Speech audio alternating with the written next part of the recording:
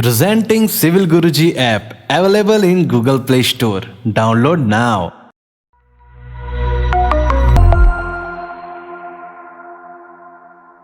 Hello engineers, welcome back to your own learning platform which is Civil Guruji Civil Engineers Training Institute. I corporate trainer engineer Dilip Singh Pawar welcome you back to your own learning platform.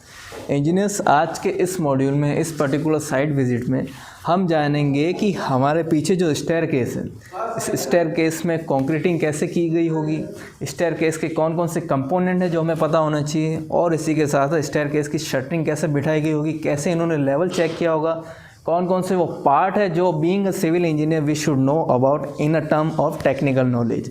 सो उसी module के बारे में हम आज आपसे discuss करेंगे। I hope कि ये मॉड्यूल देखने के बाद आपको भी स्टेयर केस के रिगार्डिंग जितने भी डाउट्स है वो सारे क्लियर हो जाएंगे। और इसी के साथ अगर आप भी हमसे जुड़ना चाहते हैं तो यू कैन विजिट सिविल गुरुजी वैशाली नगर जयपुर राजस्थान। सो हमारा ये मॉड्यूल स्टार्ट करते विद अवर ट्रेनिंग। तो सबसे पहले आपको ये पीछे वाला पोर्शन दिख रहा है, इसे हम स्टेयर केस बोलते हैं। आपको ये दिख रहा है पोर्शन, स्टेयर केस को इन हिंदी लैंग्वेज जीना भी बोलते हैं या सीढ़ी चढ़ाना भी आप बोल सकते हो। इसमें क्या क्या कंपोनेंट होते हैं, एक बार राकेश मेरे पास आना आप। अब यहाँ सबसे पहले यहाँ से मैं स्टार्ट करूँ। स्टेयर केस में ये जहाँ से स्टार्ट हो रहा है ये आपको एक स्टेप दिख रहा है ना, ये ट्राइंगल पोर्शन में जो चीज़ दिख रही है इसे स्टेप बोलते हैं। इस स्टेप का जो वर्टिकल पोर्शन होता है उसे हम राइजर बोलते हैं, जिस पे हमारा पैर पड़ता है उसे ट्रेड बोला जाता है। अब टेक्निकल लैंग्वेज में बात करूं कि राइजर का डायमेंशन कितना होना चाहिए। जनरली आप रेजिडेंशियल प्रोजेक्ट की अगर बात करो तो 150 mm इसकी राइजर की हाइट होनी चाहिए, और ट्रेड की मैं बात करूं 250 से 275 mm आप ट्रेड की थिकनेस है रख सकते हो। जैसे देख पा रहे हो ये आपका ट्रेड है, ये आपका क्या है राइजर है, ठीक है। मैं क्यों बोल रहा हूं कि आपका जो ट्रेड है वो 250 275 है, क्योंकि आप देख सकते हो मेरा जो पैर है अगर कोई बंदा खड़ा रहता है तो ऑन एन एवरेज वो 1 फीट बाय 1 फीट का स्पेस है कवर करता है, ठीक है। और 1 फीट नियरली आपका 300 mm है, और उससे थोड़ा सा कम रखते हैं कि कब भी कोई इंसान अगर स्टेप के थ्रू ऊपर चढ़ता है तो उसका थोड़ा सा टो पोर्शन हमेशा बाहर रहता है। ये रेजिडेंशियल प्रोजेक्ट है इसलिए हम इसमें ट्रेड है 250 275 रख सकते हैं और राइजर को 150 रख सकते हैं। अगर ये कमर्शियल प्रोजेक्ट होता है जैसे हॉस्पिटल की मैं बात करूँ, हॉस्पिटल में क्या होता है कि राइजर कम रखे जाते हैं और ट्रेड थोड़े चौड़े रखे जाते हैं। उसका रीज़न क्या है कि हॉस्पिटल में ऑब्वियसली बात है कोई ना कोई डिजीज़ है इसीलिए बंदा वहाँ गया है। अब डिजीज इसकी वजह से उसके क्या है कि सांस लेने में प्रॉब्लम रहेगी। अगर आपने उस केस में राइजर ज़्यादा बढ़ा दिए तो होगा क्या, उसे चढ़ने में प्रॉब्लम आएगी। इसलिए हॉस्पिटल जैसे स्पेस में आपके ट्रेड थोड़े मोटे रखे जाते हैं और राइजर थोड़े छोटे रखे जाते हैं। बट ये रेजिडेंशियल प्रोजेक्ट है, इसमें ये 150 mm आपका राइजर फिक्स किया गया है और 275 mm आपका ट्रेड फिक्स किया गया है। आई होप ये आपको क्लियर हुआ होगा कि एक स्टेप में क्या क्या पार्ट होता है। वर्टिकल फेस है आपका राइजर और हॉरिजॉन्टल फेस है ये आपका ट्रेड होता है, ठीक है। अब बात आ जाती है कि ये जो स्टेप है ये सपोर्टेड किस पे है। ये सपोर्टेड है ये स्लैब पे, ये आपको दिख रही है स्लैब, इसे वेस्ट स्लैब बोला जाता है। WAIST स्लैब, वेस्ट स्लैब है, इसमें रेनफोर्समेंट डलता है।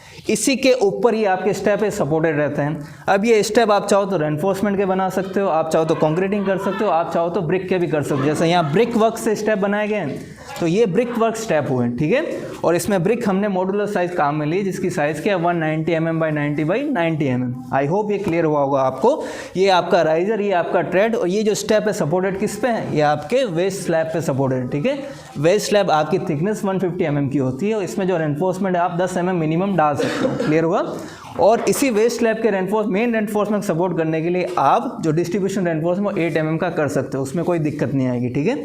अब इससे थोड़ा सा ऊपर बढ़ते हैं कि वेस्ट स्लैब सपोर्टेड कहाँ है। जनरली वेस्ट स्लैब हमेशा नीचे आपको बीम प्रोवाइड करनी होती है। ये प्लिंथ लेवल है आपका, इसलिए यहाँ जो आप बीम दोगे वो प्लिंथ लेवल की बीम होगी। आई होप ये आपको क्लियर हुआ होगा। इस वेस्ट स्लैब का रेनफोर्समेंट किस पे सपोर्टेड है, आपके बीम पे सपोर्टेड है। वो बीम कौन सी आपकी प्लिंथ बीम है, क्योंकि ये प्लिंथ लेवल पे बीम कास्ट हुई इसलिए उसका नाम प्लिंथ बीम है, क्लियर है। आई होप आपको भी क्लियर होगा, जो ट्रेनिंग यहाँ सुन रहे हैं हमें क्लियर हुआ आप लोगों को भी, ठीक है। और ये जो बीम होगी अपना लोड किस पे ट्रांसफ़र करेगी, अगर यहाँ कोई सेकेंडरी बीम होगी, अब एक टर्म आगे सेकेंडरी बीम, वो बीम जो अपना लोड किसी और बीम को दे रही है तो जो प्राइमरी बीम है वो सेकेंडरी बीम का लोड ले रही है। सपोज यहाँ मैं बात करूँ, यहाँ कोई ये बीम जा रखी है और इस बीम ने इस बीम पे अपना लोड ट्रांसफ़र किया है। तो ये जो बीम है आपकी, ये आपकी सेकेंडरी बीम है, और वो बीम जो दो कॉलम के बीच कनेक्टेड है वो आपकी प्राइमरी बीम है। क्लियर हुआ सबको? ठीक है। और जनरली ऐसा होता है कि स्टेयरकेस जब बनता है तो रेयर केस में ऐसा होता है कि कॉलम टू कॉलम कनेक्ट होए मिल जाए हमें। अब कॉलम कनेक्टेड नहीं मिलते हैं तो इस केस में हमें एक सेकेंडरी बीम देनी होती है जो प्राइमरी बीम पे जाके टच होती है। क्लियर हुआ? ये पोर्शन यहाँ तक क्लियर हुआ? क्विक रिवीजन करते हैं इसका। सबसे पहले वेस्ट स्लैब है। वेस्ट स्लैब की थिकनेस 150 mm रखी गई। इसमें मिनिमम रेनफोर्समेंट 10 mm का आपको रखना है, डिस्ट्रीब्यूशन रेनफोर्समेंट 8 mm का रखना है। वेस्ट स्लैब का सरिया है कहाँ सपोर्टेड है? आपके प्लिंथ बीम में सपोर्टेड है। ठीक है। प्लिंथ बीम अगर आपको प्राइमरी बीम मिल रही तो सबसे अच्छा है, प्राइमरी नहीं मिल रही तो यहाँ आपकी सेकेंडरी बीम होगी। सेकेंडरी बीम किस पे लोड ट्रांसफर करेगी? प्राइमरी बीम में, और प्राइमरी बीम अपना लोड कॉलम पे ट्रांसफर करेगी। क्लियर हुआ? उसके बाद इसी वेस्ट स्लैब पे हमने क्या है, स्टेप बनाया। ठीक है। इस स्टेप में दो पार्ट होते हैं। पहला पार्ट है आपका राइजर, दूसरा पार्ट है आपका ट्रेड। ये रेजिडेंशियल प्रोजेक्ट है, इसकी वजह से इस राइजर की जो हाइट है 150 mm है, और ट्रेड का जो आपका डायमेंशन अभी गिवन है वो 275 mm है। क्लियर हुआ? ये सबको क्लियर हुआ?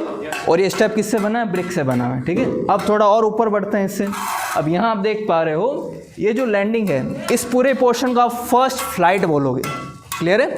लैंडिंग से पहले का जो पोर्शन उसे फ्लाइट बोला जाता है, FLIGST। ठीक है। ये आपकी फर्स्ट फ्लाइट है। क्लियर है? अब उसके बाद ये देखो थोड़ा रेस्ट पोर्शन मिला आपको, ये रेस्ट पोर्शन है आपका लैंडिंग। लैंडिंग क्यों दिया जाता है? अगर कोई पर्सन यहाँ से चढ़ रहा है तो ऑब्वियसली बात थोड़ी सी सांस फूलेगी, तो आपको थोड़ा सा पोर्शन इसमें ऐसा देना जहाँ वो सिर्फ हॉरिजॉन्टली वॉक करे, उसे चढ़ना नहीं पड़े। तो ये रेस्ट पोर्शन आपका लैंडिंग होता है। क्लियर हुआ? ये लैंडिंग हर बार दी जाती है। अगर आप देखते हो जैसे मंदिर है, इसका सबसे अच्छा एग्जांपल है। मंदिर पहाड़ों पे बने रहते हैं, रेयर केस में वहाँ लैंडिंग दी जाती है, इसलिए आप लोग ज़्यादा हाफते हो वहाँ पे। आपकी सांस ज़्यादा फूलने का रीज़न क्या है? वहाँ लैंडिंग रेयर केस में दी जाती है, स्टेप कंटिन्यूटी में बने रहते हैं। जबकि रेजिडेंशियल प्रोजेक्ट या कमर्शियल प्रोजेक्ट में लैंडिंग नहीं दोगे तो आपको चढ़ने में दिक्कत आएगी। तो ये आपका रेस्ट पोर्शन है, इस रेस्ट पोर्शन को लैंडिंग बोला गया है। क्लियर है? अब एक चीज़ और आ जाती है, लैंडिंग में भी ऑब्वियसली बात है रेनफोर्समेंट होगा। इस रेनफोर्समेंट को कहाँ सपोर्ट दिया जाएगा? इसके पीछे एक बीम होनी चाहिए। ये बीम है, इस लैंडिंग का क्या लेगी? आपका लोड लेगी। तो वो बीम क्या कहलाएगी? Mid landing beam. मिड मैंने क्यों बोला है कि लैंडिंग हमेशा फ्लोर टू फ्लोर के मिड में होता है, तो मिड नाम पड़ा एक। ठीक है। सेकंड है ये लैंडिंग है क्योंकि इस पर हम लैंड कर रहे हैं। और तीसरा उसको मिड लैंडिंग बीम क्यों बोला? क्योंकि वो बीम है जो मिड लैंडिंग के लेवल पे आई हुई है। क्लियर है? आई चीज़ समझ में आई? फिर उसके बाद यहाँ तक का पोर्शन खत्म हुआ। इस पोर्शन के बाद वापस एक और फ्लाइट ऊपर बढ़ी, ये फ्लाइट आपके फ्लोर तक टच करेगी। क्लियर है? ये आपकी सेकंड फ्लाइट हो गई। इस फ्लाइट में जो वर्क आपने किया था वही वर्क यहाँ भी कर रहे हैं अपन लोग। ठीक है। अब इस फ्लाइट का जो टॉप का जो रेनफोर्समेंट है, जो ऊपर को आपको बीम दिख रही है, जो स्लैब बीम दिख रही है, उसमें जाके वो इंटैक्ट हो रखा है। क्लियर हुआ? समझ में आया? जो टॉप वाली फ्लाइट है उसका रेनफोर्समेंट किस में गया? ऊपर वाली बीम में जाके इंटैक्ट हुआ है। समझ में आया? आई चीज़ समझ सबके? अब बात करते हैं, ये तो था आपका कंपोनेंट, आई होप सबको क्लियर हुआ है। ये था आपके एक स्टेयरकेस के क्या क्या कंपोनेंट होते हैं? Steps, riser, tread, waist slab, landing, mid landing beam और इसका रेनफोर्समेंट। क्लियर हुआ सबके? अच्छे से समझ में आया? अब बात करते हैं कि इसकी क्वांटिटी कैसे कैलकुलेट करेंगे। क्वांटिटी कैलकुलेट करने से हमें ये पता होना चाहिए कि शेप कैसा है। आपका स्टेप हमेशा ट्रायंगल शेप में होता है, तो आप ट्रायंगल का वॉल्यूम निकालो, इसका कंक्रीट निकल जाएगा आराम से। वेस्ट स्लैब आपको नियरली ये रेक्टेंगल है ये। ठीक है।